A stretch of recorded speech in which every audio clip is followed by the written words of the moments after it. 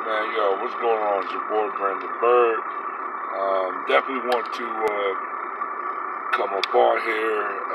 On my way back to Houston right now, so I got maybe probably a halfway mark, whatever like that. But yeah, I really want to jump on here. The Godfrey, I think the Godfrey Owen situations going on with this ousted Democrat representative, something like that, Crowley or whatever. He actually lost his campaign race with in his district in New York, I think to Orion Diaz or something like that. He actually made a claim about giving reparation to the families of the separated children and everything. And as a person that's a basic Black American DOS, I feel very disrespected that that they will even try to make a claim for that, and to even make a claim of compensation, reparation, whatever that may be. You have to look at the bigger picture. Well, if they're going to give reparation, you might well go on and give the reparation to the original Black American DOS, for their ancestral build-up and contributed to the progress and the growth and just the massive fortune that came with this country. Now I know this Democrat Party is really going to the far left, and this is really pushing a lot of Black Americans kind of away from the Democrat. But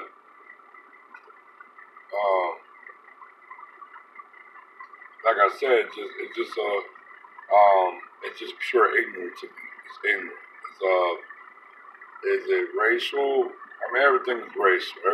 Everything society always have a racial, cultural, ethnic, religious overtone to it. So there's always a connection to that. But the thing I think is that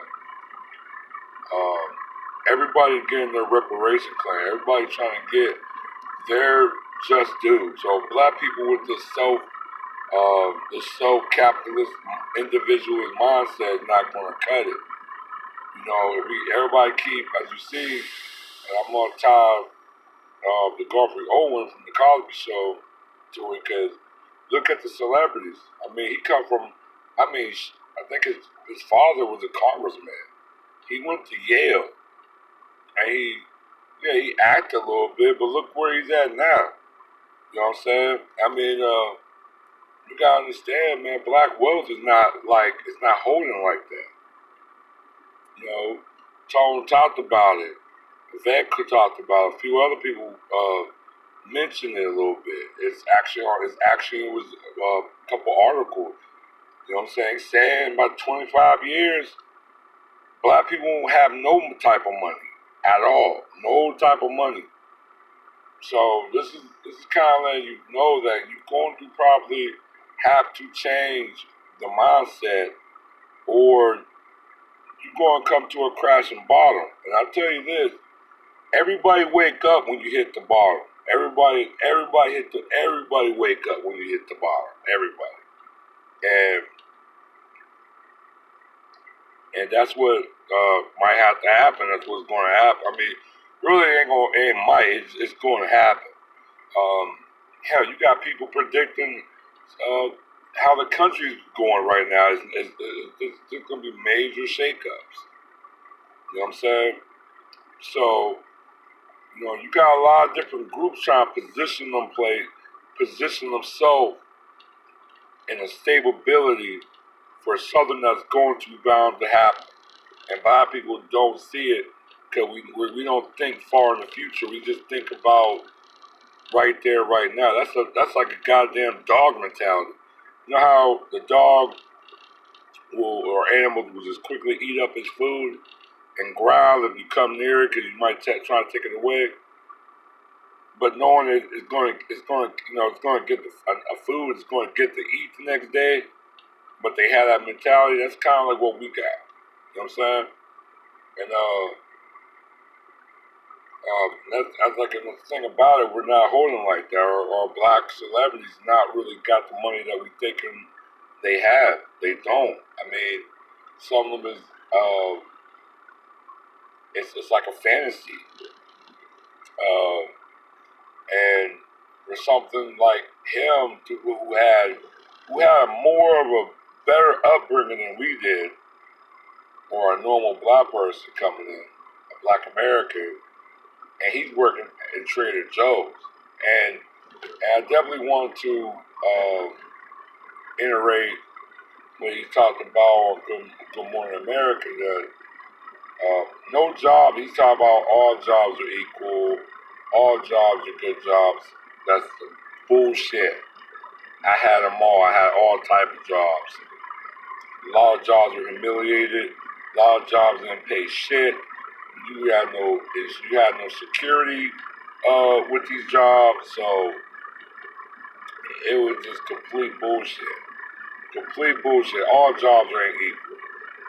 In a capitalist society, a capitalist economy, nothing is equal.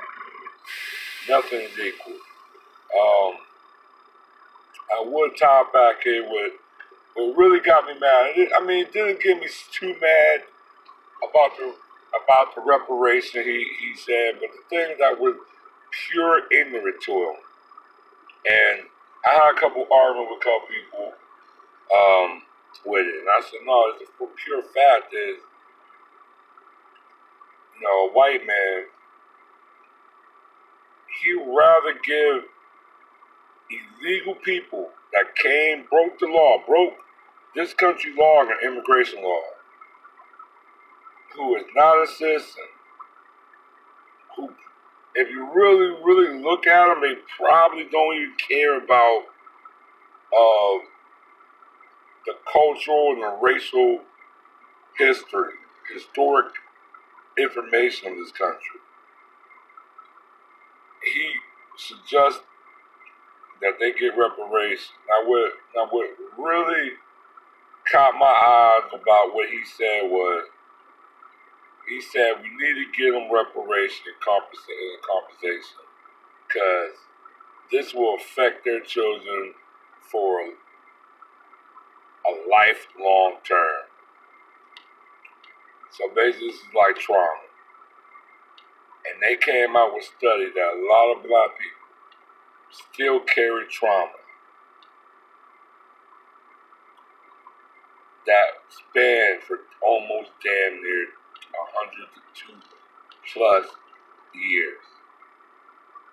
We're talking about a couple centuries, maybe several centuries of slavery, of enslavement, from the slave trade to chattel slavery to after slavery to Jim Crow, all the way up to now. We, black people, have been having a stress that was basically almost inherent. It was an inherent stress.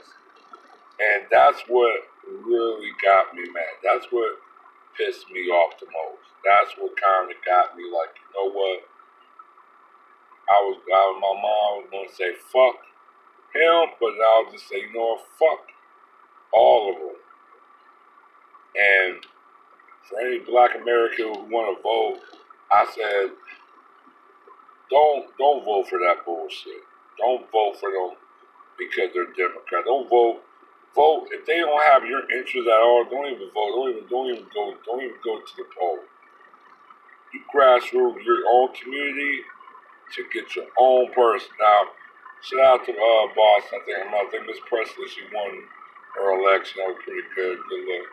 Hopefully, the black Americans out there, black population out there in Boston, will keep kind of like putting pressure on her to fight their cause because um, the diversity is not working for us. Not black people generally. It's actually it's overlapping us, and we're getting swept under the rug due to diversity. And that's why I'll probably retire um, my argument on the Colin Kaepernick and the Nike ad I just saw. Now beforehand, I wasn't really jumping up and down, wasn't celebrating. I just said, I don't know why the white people burn up their stuff. Nike's pretty expensive, but I really wasn't tripping either. But I was saying, told in the back of my mind, I wasn't going to bash Cap for, the deal with Nike, but I also didn't want to celebrate it because there's something about it. Because they said how did he get this deal with Nike? You know what I'm saying? And corporations have a thing of corrupting genuine good people into not doing the right thing that they were catapulting doing. Like when you think about Kaepernick he was in the sports world, he was known. Outside of the sports world, he wasn't really known. Let's just be real with it. Even when he went to Super Bowl, he wasn't just known like that out there in the world. In the sports world, yeah. When he did his protest, that put him on a stage of historical sense. And for the history of the country that he was speaking, it shook American value to the core. I ain't talking about our core, but it shook the American culture to the core, the system of white supremacy he was talking about, the corruption of white supremacy he was talking about, the institutionalized racism that I call it organized racism. He shook it to the core, and that put him in a space of almost like an immortality, not just in the sports world, but in a global sense of activism. And let me tell you this: when you get into that space, you actually get put in history books. You actually get talked about, and some of Kaepernick's stuff was actually got donated into the Black African American Smithsonian Museum in the Black Lives Matter campaign. So he's almost in a way immortalized now. But the thing about it, what I questioned was that when I saw this ad, I didn't really bash too much. I disagree with a few YouTubers. I didn't really bash because I'm not going to bash another brother about it, but I wasn't really celebrating either because I really didn't know the end game. I have not seen the ad, so I was really, real curious of it. When I saw the ad, I was disappointed. I mean, I think the reason why I say disappointed, what brought me back is,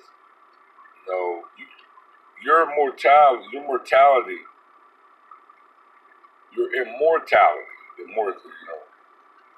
came from speaking about Black American DOS suffering. That's what catapulted you. That's what made you become almost like a number one public enemy in American society. But that ad took your voice. And almost like I don't know what his money was looking like. Because some real people would not a real man or a real woman, whatever, will tell you if they're a leader, you're a true leader. You would not be bought. You gotta give me $1 trillion, I will not be bought. Not for what I can accomplish for my people. It'd be worth 100 times what you give me now. It'd be worth 100 times. So it makes me curious what type of money he's on. I don't think it was a good look, but as the activism of Colin Kaepernick, I think it came to the close. Of him speaking about black issues, just came to a close. Because now he's cloaked in the forever growing and the ever warped diversity cloth. And, some black people say, fuck him, I'm done with him. Other black people, they're gonna still ride with him because they haven't seen what's really going on. That he got co-opted.